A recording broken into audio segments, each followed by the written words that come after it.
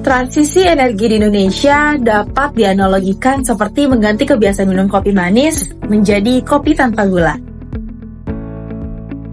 Selama bertahun-tahun, kita terbiasa dengan rasa manis yang memberikan kepuasan instan, persis seperti ketergantungan kita pada batu bara yang murah dan melimpah. Tapi, seiring waktu, kita mulai merasakan dampaknya. Kadar gula darah yang naik, kesehatan terganggu, sama seperti polusi udara dan perubahan iklim yang kini mengancam masa depan bumi. Awalnya memang terasa pahit, tidak nyaman dan butuh adaptasi. Tapi, kita paham manfaatnya untuk jangka panjang. Perlahan, kita akan terbiasa dan merasakan hidup yang lebih sehat. Begitu pula dengan energi, dari fosil ke terbarukan, dari instan ke keberlanjutan. Kembali lagi bareng aku, Desti Melia, mahasiswi Kebijakan Publik dan Governansi FIA UI. Di video ini, kita akan bahas bareng kenapa transisi energi itu penting untuk masa depan Indonesia. Para ilmuwan dunia, termasuk panel IPCC, sudah sepakat bumi udah panas dingin. Gara-gara terlalu banyak energi fosil, sama kayak tubuh yang udah kebanyakan gula.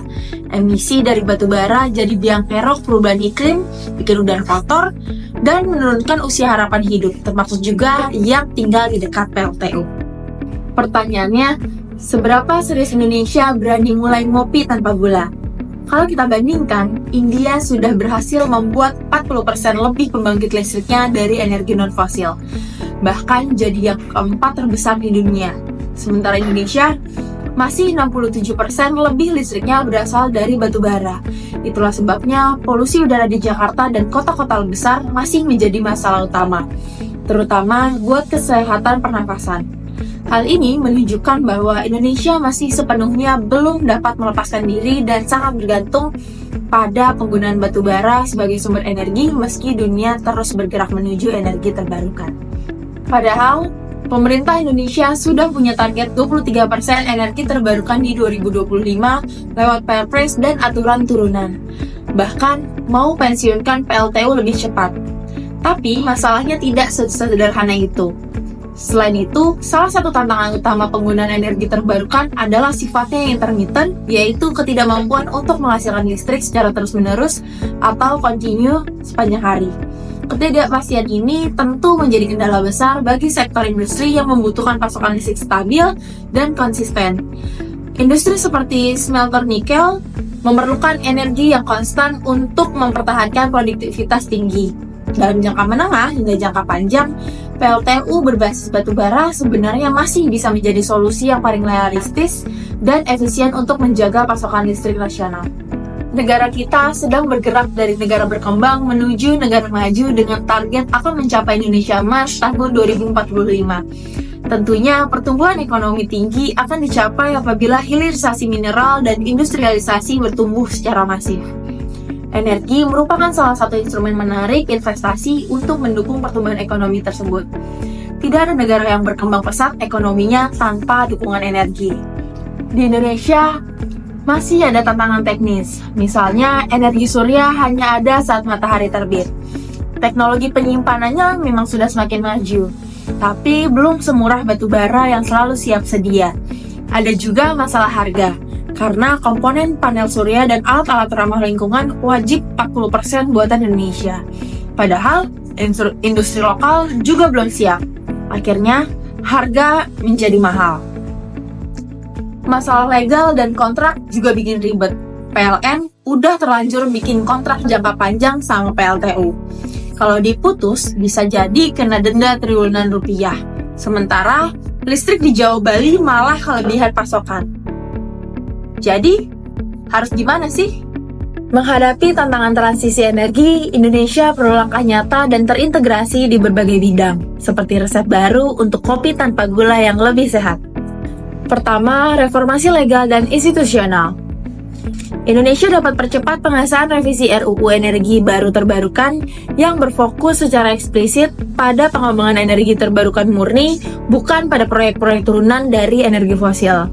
Kemudian, membentuk regulasi khusus yang mengatur mekanisme pemberhentian bertahap PLTU disertai klausul mitigasi resiko hukum dan finansial akibat pembatalan kontrak. Ketiga, meningkatkan kolaborasi antar instansi seperti PLTN, kementerian terkait, BUMN swasta, dan lembaga keuangan internasional untuk mengurangi fragmentasi kebijakan dan memperkuat koordinasi dalam transisi energi. Mengadopsi kebijakan energi UN yang diterapkan Jerman sejak tahun 2010 yang secara eksplisit menetapkan target ambisius untuk pengurangan ketergantungan pada energi fosil dan peningkatan porsi energi terbarukan. Regulasi ini juga disertai insentif kuat untuk investasi energi hijau serta keterlibatan berbagai pemangku kepentingan termasuk industri dan masyarakat sivil. Rekomendasi kedua yaitu peningkatan kapasitas teknis dan operasional. Indonesia bisa mulai prioritaskan investasi dalam pengembangan teknologi penyimpanan energi yang ekonomis dan efisien untuk mengatasi intermitensi sumber energi terbarukan. Kemudian, lakukan revitalisasi infrastruktur jaringan listrik melalui pembangunan smart grid dan super grid untuk menjamin fleksibilitas, kestabilan, dan efisiensi transmisi listrik antar wilayah. Indonesia juga dapat mengimplementasikan kebijakan pensiun dini PLTU secara bertahap, terencana, dan transparan dengan melibatkan masyarakat lokal, memastikan proses transisi berjalan dengan adil. Rekomendasi kebijakan ketiga yaitu optimalisasi kebijakan fiskal dan pendanaan. Indonesia dapat realokasi subsidi energi fosil untuk mendukung percepatan proyek energi terbarukan dan teknologi penyimpanannya. Kemudian, terapkan pajak karbon secara progresif dan komprehensif untuk mendorong peralihan industri menuju teknologi bersih, sekaligus menggalang pendanaan tambahan bagi transisi energi. Kemudian, berikan insentif fiskal khusus bagi pelaku industri yang mampu memenuhi persyaratan TKDN tinggi agar industri domestik dapat berkembang dan bersaing secara global. Indonesia dapat mencontoh Norwegia dalam implementasi kebijakan fiskal yang kuat melalui skema pajak karbon yang hasilnya dialokasikan secara langsung untuk mendukung investasi energi bersih. Norwegia telah berhasil mengalokasikan dana dari pajak karbon ini untuk mendanai proyek-proyek inovasi energi bersih serta membantu transisi adil bagi komunitas terdampak. Negara-negara seperti Jerman dan Norwegia sudah membuktikan kalau transisi energi itu mungkin. Jerman berani pasang target besar dan menyiapkan insentif untuk mempercepat pertumbuhan.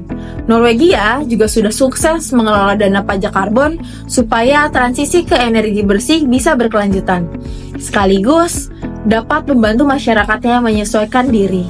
Nah, itu dari segi sistem. Kalau dari segi kita sebagai individu, harus mulai dari mana sih? Yang pertama, mulai biasakan ngopi tanpa gula. Ganti alat listrik di rumah dengan yang hemat energi, pasang pasel surya kalau mampu, dan sebarkan info hemat energi ke keluarga, teman, atau lingkungan. Perubahan itu nggak perlu drastis, tapi konsisten. Transisi energi bukanlah tugas yang mudah maupun murah, tetapi merupakan keharusan strategis demi masa depan Indonesia yang sehat, aman, dan berkelanjutan. Dengan kebijakan yang tepat, integrasi lintas sektoral yang kuat, serta partisipasi aktif masyarakat, Indonesia dapat membangun fondasi energi masa depan yang tangguh dan berkelanjutan. Sekian video dari saya, semoga bermanfaat. Sampai ketemu lagi.